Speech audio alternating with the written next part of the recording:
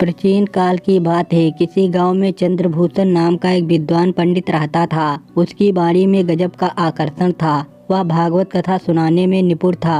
उसकी वाणी से कथा सुनकर लोग मुग्ध हो जाते थे। इसीलिए उसके यहाँ पर रोज कथा सुनने वालों की भीड़ लगी रहती थी। दूर दूर से लोग चंद्रभूषण से कथा सुनने आते थे। उसी गांव में एक दूसरे पंडित जी भी रहते थे। उनका नाम दयाराम था। पढ़े लिखे तो बहुत थे, पर थे बहुत घमंडी। स्वयं को बहुत बड़ा विद्वान समझा करते थे। सोचते कहाँ कल का छोकरा चंद्रभूषण जो अटक अटक कर कथा पढ़ता है, और कहाँ मैं शास्त्रों को जानने वाला पंडित। किंतु जब भी दयाराम चंद्रभूषण के घर के सामने से गुजरते, उसके यहाँ श्रोताओं की भीड़ देखकर उनका मन ईर्ष्या से भर उठता। मन ही मन सोचते, यह चंद्रभूषण क्या जादू करता है कि इसके यहाँ दिनों दिन श्रोताओं की भीड़ बढ़ती जा रही है। ऐसे तो मेरी नाक नीची हो जाएगी। मुझे कुछ करना चाहिए। एक दिन की बात है, दयाराम थके हारे घर लौटे। भूख भी जोरों की लगी थी, लेकिन घर आकर देखा तो उसकी पत्नी दिखाई न दी। एक दो बार आवाज़ भी लगाई, मगर चुप्पी छाई रही। अचानक दयाराम का मन आशंका से भर उठा। कहीं मेरी पत्नी चंद्रभूषण के यहाँ कथा सुनने तो नहीं चली गई। ईर्ष्या और क्रोध से दयाराम के नथुने फूलने लगे। एक एक पल उन्हें 1000 घंटों के बराबर लगा। जब रहा नहीं गया तो वह चंद्रभूषण के घर की ओर चल दिए।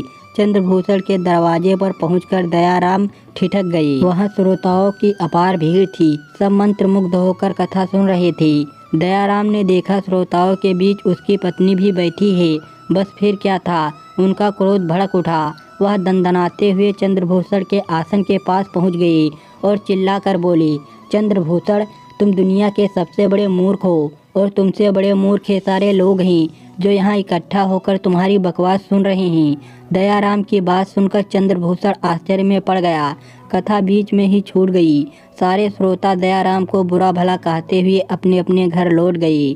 दयाराम घर पहुंचकर बाकी गुस्सा अपनी पत्नी पर निकाला। बोले, क्या जरूरत थी तुम्हें वहां जाने की? क्या मुझसे बड़ा विद्वान है चंद्रभूषण? मेरे पास शास्त्रों का भंडार है, मगर तुम्हें कौन बताए? लगता है तुम्हारी खोपड़ी में बुद्धि नहीं है।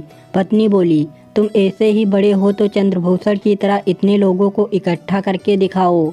मैं तुम्हारे ज्ञान को मान लूंगी। मैं तुम्हारी जली कटी रोज सुनूंगी। तुम्हें कोई और काम नहीं सिवाय ईर्ष्या के। इतना कहकर तिलमिलाती हुई दयाराम की पत्नी भीतर चली गई। उस रात दोनों में से किसी ने भोजन नहीं किया। पत्नी तो थोड़ी देर में सो गई, पर दयाराम की आंखों में नींद नहीं थी। शाम की सारी घटना जैसे उनकी आंखों में तैर रही थी। रह रह कर वही घटना के बारे में सोचते, आखिर मैंने चंद्रभूषण का अपमान क्यों किया? वह इतना सोचते, उनकी बेचैनी उतनी ही बढ़ती जाती। बाहर काफ़ी सर्दी थी, मगर गला सूखने के कारण वह बार बार पानी पी रहे थे।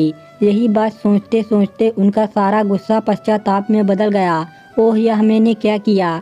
मेरे मन में भगवान की भक्ति के नाम पर इतना दोष, और चंद्रभूषण के स्वभाव में इतनी विनम्रता। इतना अपमान सहने के बाद भी वह एक शब्द न बोला।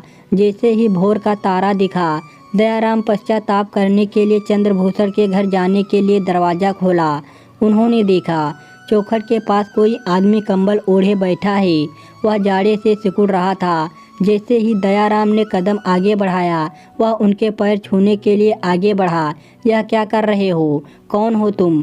कहते हुए दयाराम पीछे हट गए। उस व्यक्ति को ध्यान से देखा। सामने हाथ जोड़े खड़ा व्यक्ति और कोई नहीं था, कथावाचक चंद्रभूषण ही था। जब तक दयाराम कुछ कहते, चंद्रभूषण बोल उठा, आपने अच्छा ही किया जो मेरा दोस्त मुझे बता दिया, लेकिन लगता है आप मुझसे अभी तक नाराज हैं। मैं रात भर यहाँ बैठकर आपका इंतजार करता रहा। शायद आप बाहर आए और मैं आपसे क्षमा मांगूं। दयाराम तो पहले ही लज्जित थे। उन्होंने लपक कर चंद्रभूषण को अपने गले से लगा लिया।